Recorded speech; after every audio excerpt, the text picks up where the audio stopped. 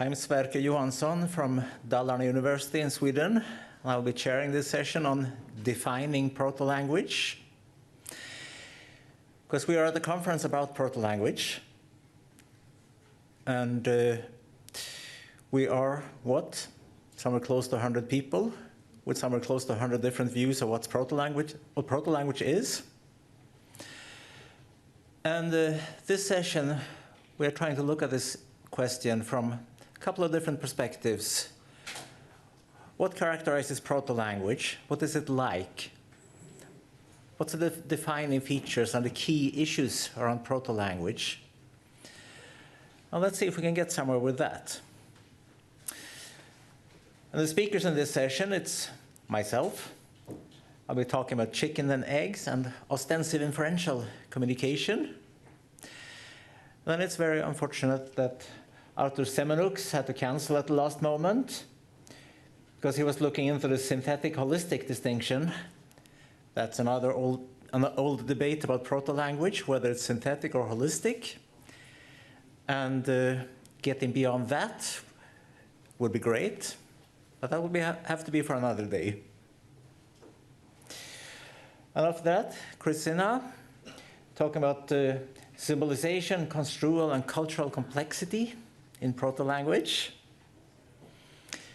And finally, Haruka Fujita, about from lexical proto-language to modern language with functional categories. And we will illuminate proto-language from different directions.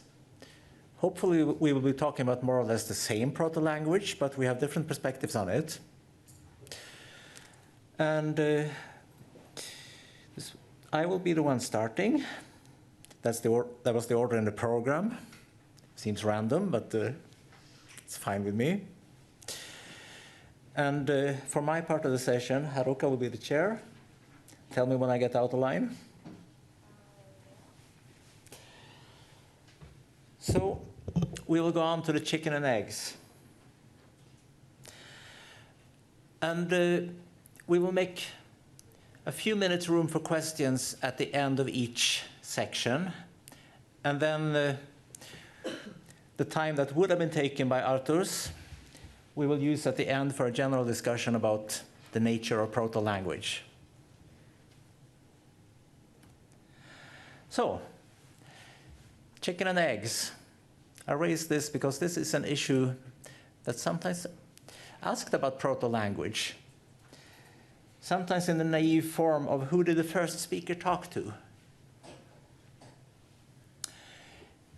Because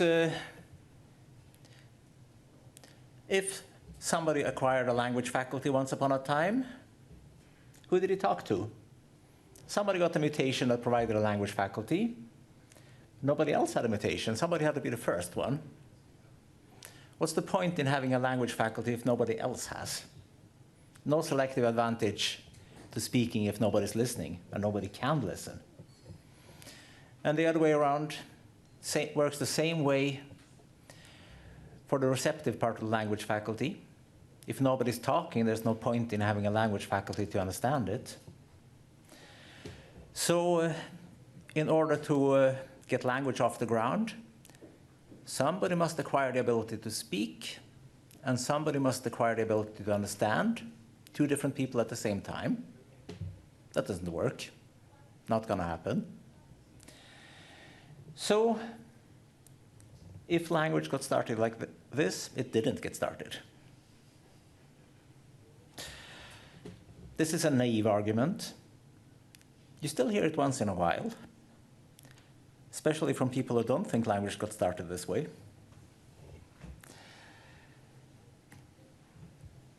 And it's based on three assumptions. First, that language is essentially separate from other human cognition. That language is its own system. And second, that it's genetically based, that system. And third, that language is a coding-decoding process. The speaker encodes a message into language, and then the listener decodes that message back into some semantic representation of the message. And if all those assumptions are true, then language evolution doesn't work, and we can't have a proto-language. So which assumption is wrong? We do have a language today. Our ancestors didn't. Somehow language emerged anyway, so some assumption must be wrong. Which one? Would actually argue all three are wrong, although I'll focus on the third one today, the coding-decoding part. Would argue that language is not actually a code, because if you have language as a code, that's a central part of many theories of language, not theories of language evolution, but theories of language. Theories that focus on structure rather than on communication and usage. In the Chomskyan language faculty, it's a coding-decoding engine. The coding is central there. And this works if both speaker and listener have compatible coding-decoding engines and use the same code. Is the machinery for coding and the machinery for decoding the same? This is usually assumed, but it's not self-evident. And that could be something to disentangle in another talk. So how can a coding-decoding engine evolve? Short answer is that it can't, for similar reasons to the first slide. Because again, if we assume that the coding-decoding machinery is genetically specified, if there's a single mutation providing the whole thing, as Chomsky proposed in 2010, he explicitly said a single mutation giving one guy, Prometheus, a language faculty, he will hit the chicken and egg with a vengeance. Of course, Chomsky tries to get around this by arguing that language did not evolve for communication, that Prometheus used this language engine internally for thinking. And I'm not going to repeat all the arguments there. I did at the previous conference, went through all the reasons why that doesn't work. And that's if the whole thing is just a single mutation. But even if it's a step-by-step with many mutations involved, you still get tiny little chicken and egg at every point. So it still doesn't work. If speaker and listener must have the same engine.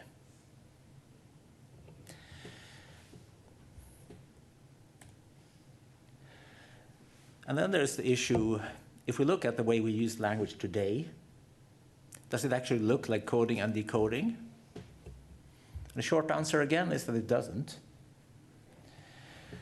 If we take the longer answer, there is a code-like core in modern language. There are code-like aspects of language use. And that's why theories of language as a code are at least somewhat viable. And especially in formal language, in written language, in formal discourse, in a talk like this, the code-like aspects of language come to the foreground. But in everyday spoken discourse, when two people are having a dialogue with each other, most of the communication takes place outside the code. Most of the communication, you say something. If my wife says on a Sunday, looks like nice weather outside, that is not just an observation about the weather. She's telling me that I should take her out to the park for a walk. So there's a long message contained, carried by context, by other subtle clues in the way she's saying it, by the timing when she says it, by my knowledge of what she usually likes to do on a Sunday, and so on. most of the message is not carried in the code. And that's typical of human communication. And if you think about in what context language evolved, in what context was proto-language spoken, proto-language was definitely not used in formal written communication. Proto-language was used in everyday discourse. So that's the kind of language use that we need to explain in language evolution. It's not, the code part came much later.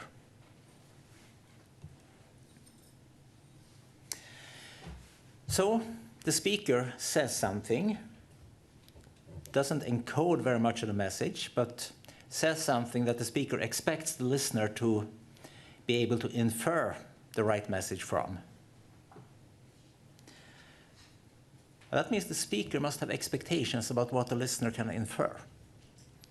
And that means the speaker must have a theory of mind.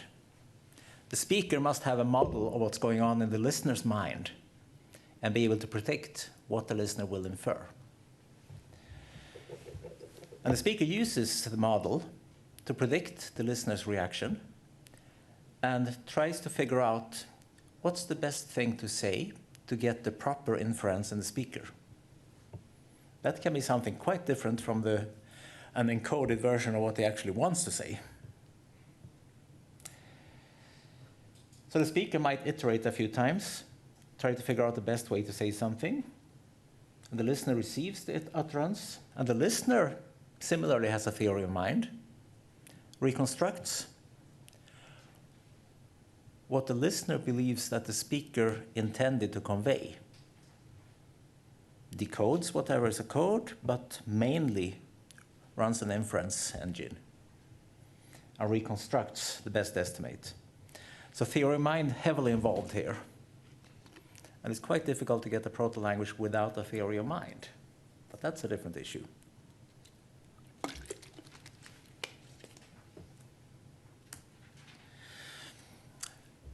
And this process is often labeled ostensive-inferential communication.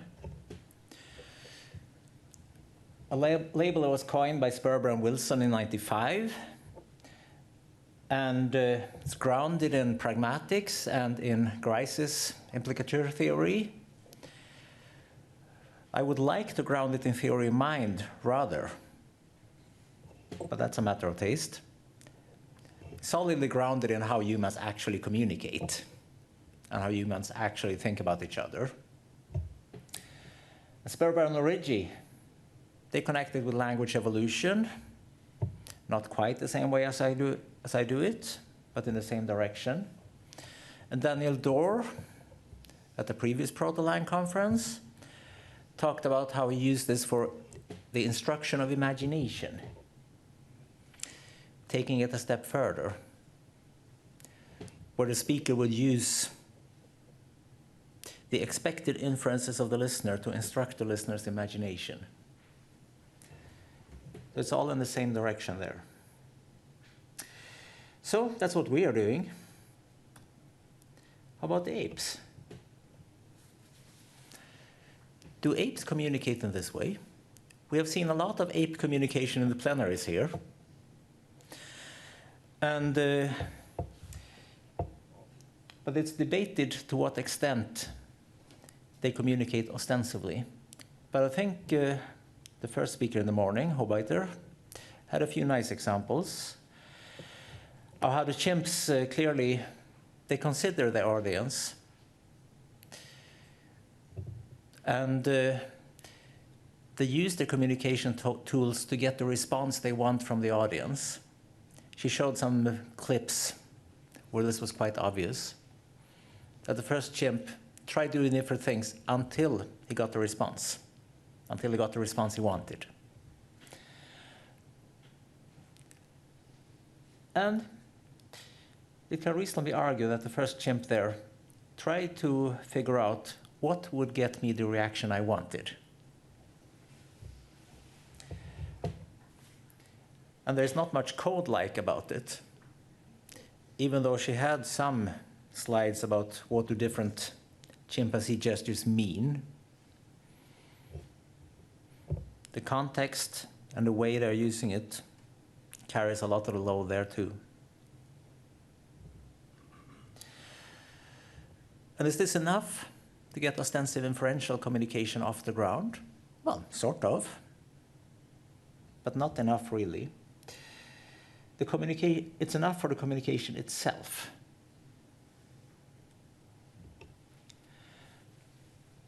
But there are a lot of other aspects needed to get human-style communication off the ground, especially the human helpfulness, the human informativeness. Like it was said this morning, that pretty much everything that we identified a meaning for in chimpanzees are imperatives. Chimps communicate when they want something from you.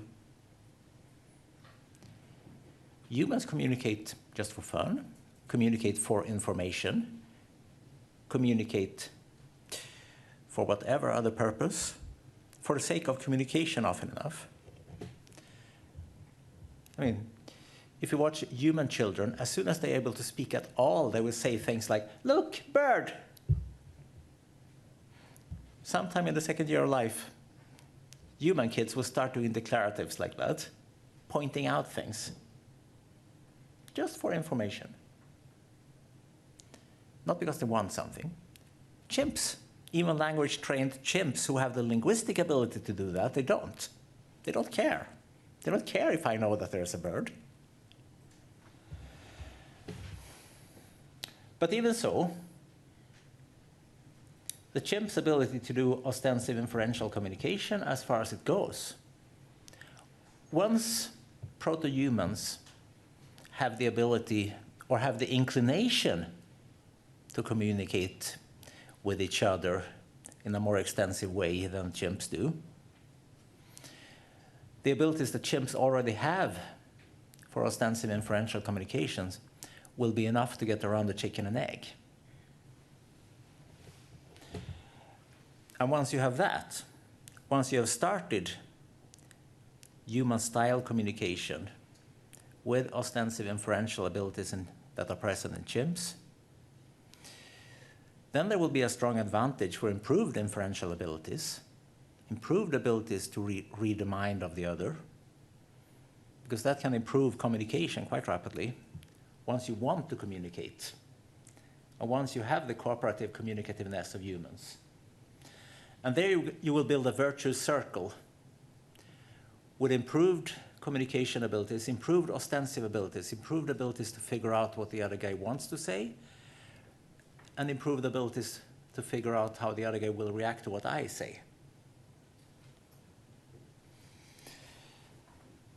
So that's the way we break out of the chicken and egg situation.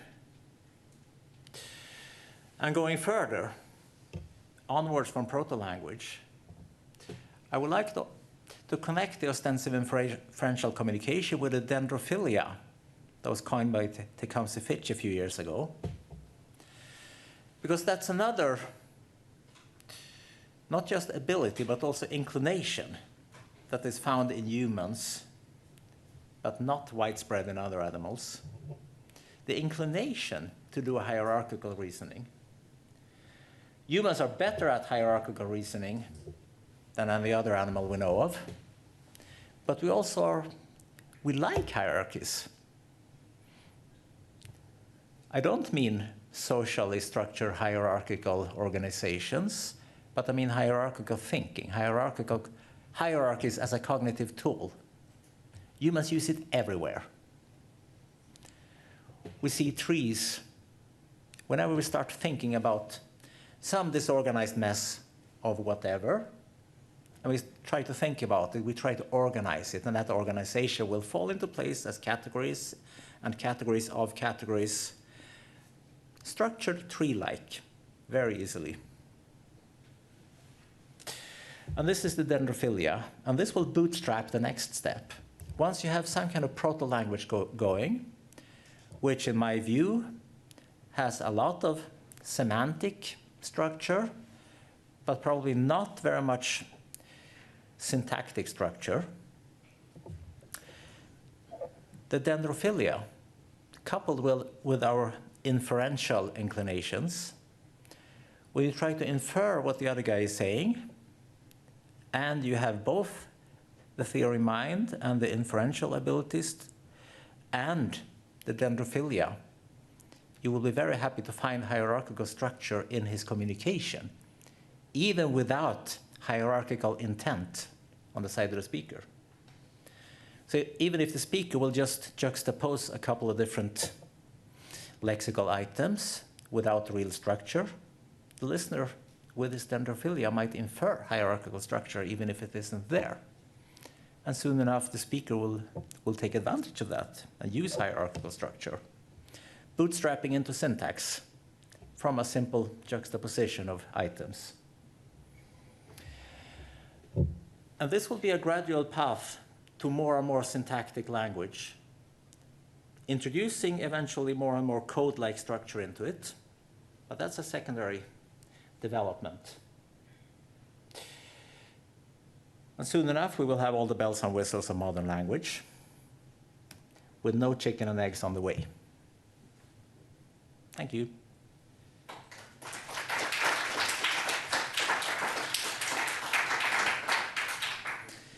So how are we doing for time? Half minutes to ask the questions. Okay, half minute. We have one question there. Like a super giant question. Do we have microphones? I can speak louder. Is that okay? We need to get it on tape also. Well, okay.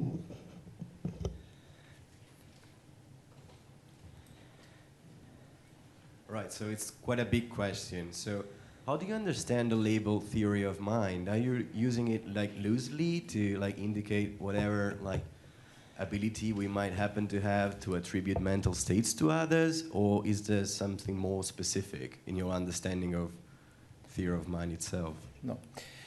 Here I'm using it rather loosely as yes, attribution of mental states to others, and being able to reason about the mental states of others, being able to predict something about future mental states of others.